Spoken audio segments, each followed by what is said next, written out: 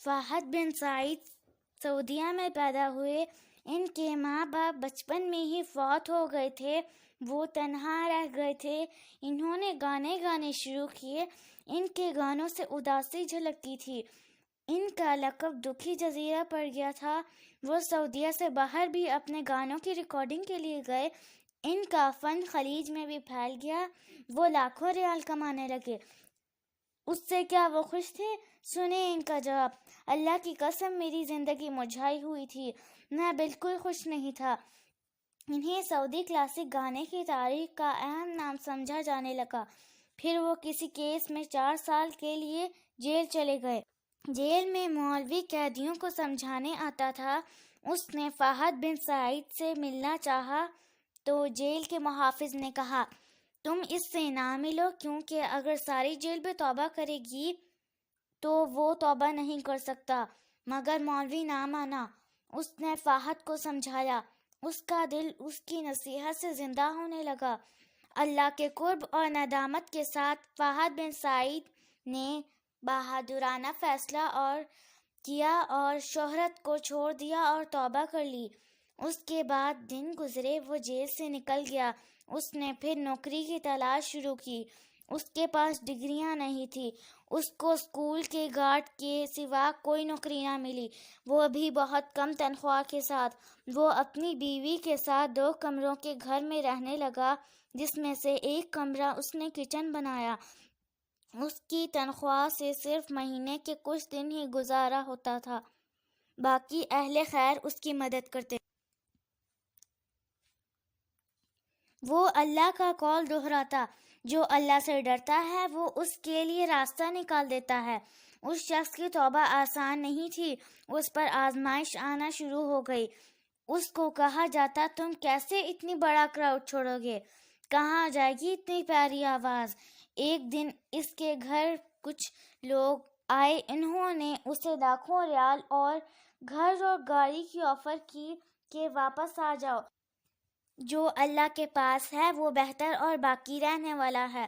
پھر اس کے بعد اسے اور شکل میں آفر آئی، کہا گیا چلو بس ایک رات گانا گا دو اور لاکھوں لے لو، اور اس کے پاس خالی چیک آئے کہ تم بتاؤ جو چاہیے، مگر کوئی چیز اس سے مائل نہ کر سکی۔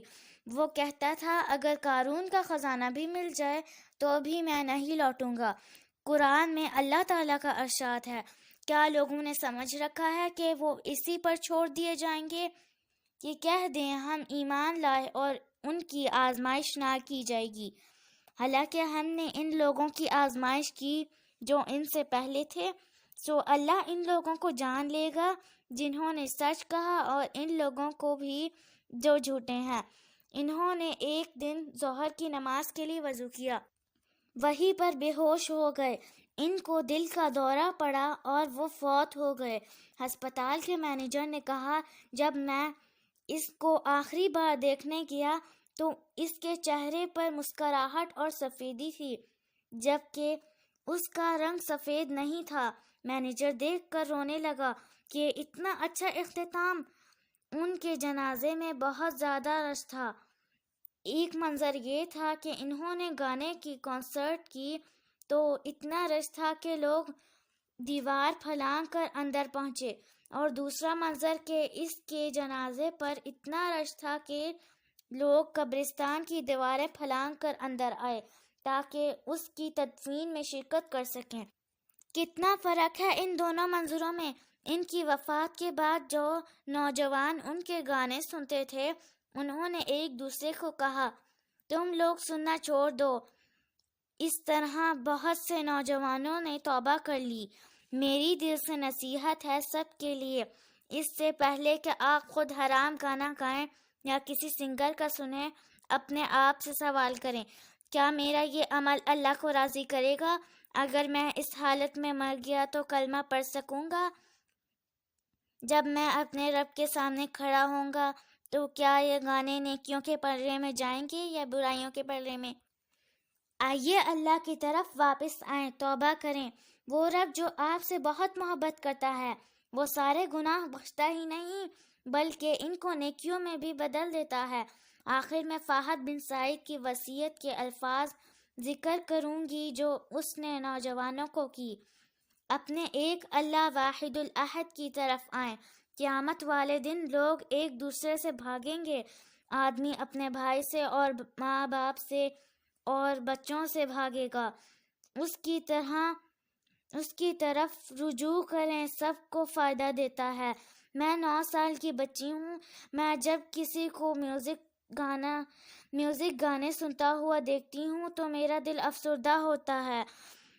مسئلہ حقیقت کو جاننے کا نہیں ہے، مسئلہ طوفان کے سامنے پہاڑ کی چوٹی پر کھڑا ہونا ہے کہ آپ صبر کریں، اللہ کی خاطر قربانی دیں، جیسے اللہ کے رسول صلی اللہ علیہ وسلم اور ان کے صحابہ نے دی۔ اللہ تعالیٰ سے دعا ہے کہ ہم سب کو ہدایت دے۔ ہمارے چینل اجر فار یو کو سبسکرائب کریں اور بیل آئیکن کو پریس کریں تاکہ آپ کو ہماری نئی ویڈیوز کے نوٹیفیکیشن ملتے رہیں۔